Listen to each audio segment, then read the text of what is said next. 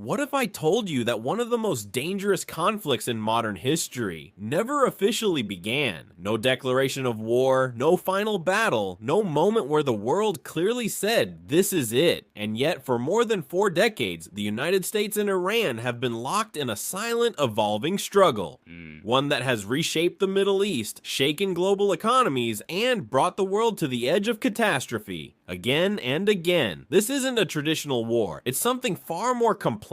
A conflict that lives in the shadows, in decisions, in alliances, in economic pressure, and in moments that almost turned into something irreversible. But to understand how we got here, we need to go back to a time when these two nations were not enemies at all. In fact, they were allies. In the mid-20th century, Iran was one of America's most important partners in the Middle East. It had something the world desperately needed, oil. But more importantly, it had location. Positioned near the Soviet Union during the Cold War, Iran became a strategic anchor for Western influence in the region. At the center of this relationship was Iran's monarch, a powerful ruler who embraced modernization and maintained strong ties with the United States and Europe. On the surface, everything looked stable. Prosperity was growing, infrastructure was developing, and Iran appeared to be moving toward a modern future. But beneath that surface, something was quietly building, a sense of imbalance. Because while wealth increased, it didn't reach everyone equally. While the country modernized, many people felt their identity and independence were being pushed aside. And most importantly, there was a growing belief that Iran's decisions were no longer entirely its own. Then came a turning point. In the early 1950s, Iran's leadership made a bold move to take control of its own oil industry. For decades, foreign powers had dominated this sector, benefiting far more than the country itself. This decision was seen by many Iranians as a step toward true independence. But it didn't go unnoticed. What followed was a moment that would quietly reshape the future. A covert operation led to a sudden change in leadership. The elected government was removed, and power shifted back in favor of the monarchy. While stability appeared to return on the surface, something much deeper had been damaged: trust. Because from that point forward, a question lingered in the minds of many Iranians: who truly controls our future? That question didn't fade, it grew. Over the next 2 decades, frustration slowly turned into anger, economic gaps widened, political freedoms were limited, and the perception of foreign influence became stronger. Then, in 1979, everything changed. The streets filled with millions of people, protests spread rapidly. Voices that had been silent for years suddenly became impossible to ignore. The monarchy collapsed, and in its place, a completely new system emerged, one rooted in religious leadership and built on a rejection of Western influence.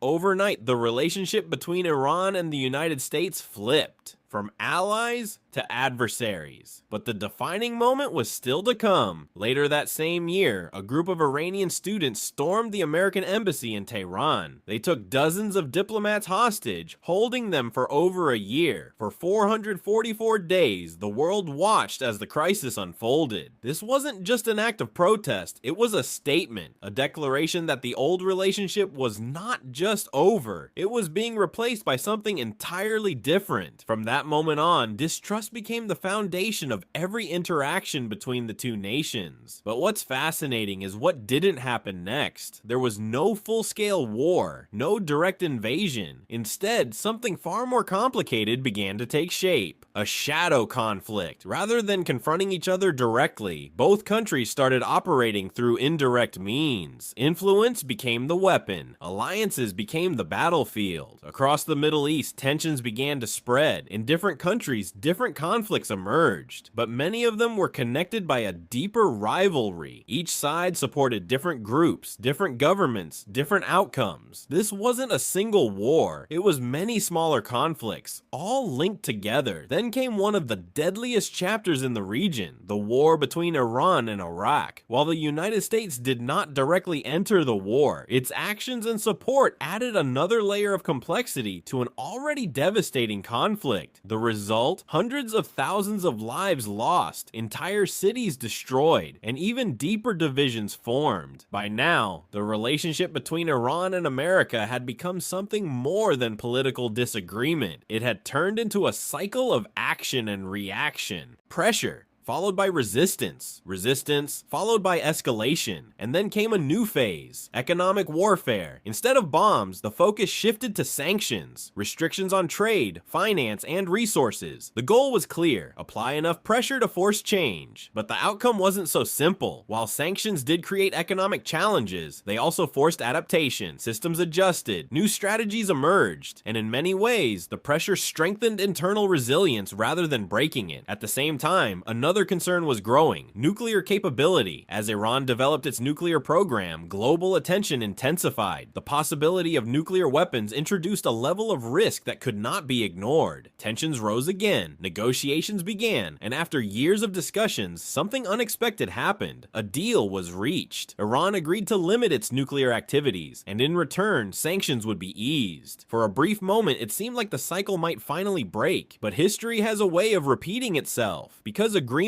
don't erase decades of distrust. When the deal was later abandoned, everything returned. Sanctions, tensions, uncertainty, and once again, both sides found themselves moving closer to the edge. In 2020, the world witnessed one of the most dangerous moments in this ongoing conflict. A targeted strike removed a high-ranking military figure, triggering immediate retaliation. Missiles were launched, bases were targeted. For a few days, it felt like the line had finally been crossed, that this shadow conflict would become a real war, but it didn't. And the reason why reveals something important. Both sides understand the cost of a full-scale war. It wouldn't be contained, it wouldn't be predictable, and it wouldn't just affect two countries. It would ripple across the entire world. Energy markets would collapse, global trade would be disrupted, other nations could be pulled in. In the worst-case scenario, the consequences could go far beyond anything we've seen before. So instead, the conflict continues in a controlled space, close enough to maintain pressure, but not close enough to trigger total destruction. Today, the battlefield looks different. It's not just physical, it's digital, economic, and strategic. Cyber operations replace traditional attacks. Financial systems become tools of influence. Regional alliances continue to shift. And yet, the core pattern remains unchanged. Action leads to reaction. Reaction leads to escalation. Escalation approaches the edge and then pulls back again and again. And when you step back and look at this entire story, one thing becomes clear. This isn't just about two countries. It's about how modern conflicts work, how power is projected without direct confrontation, how influence replaces invasion, how cycles form, and why they're so difficult to break. Because once distrust becomes the foundation, every action is interpreted through that lens. Every move is seen as a threat. Every response justifies the next. And the cycle continues. The real question is not whether this conflict exists. It clearly does. The real question is how long it can stay contained. Because history shows us something important. Conflicts that remain unresolved don't simply disappear. They evolve, they shift, they wait, and sometimes they explode. So as the world continues to watch this silent standoff between Iran and the United States, one thought remains impossible to ignore. Are we witnessing a conflict that will eventually fade away, or one that is simply building towards something much bigger? Because if there's one lesson history teaches us, it's this: the most dangerous wars are not always the ones that begin loudly, but the ones that grow quietly until it's too late to stop them.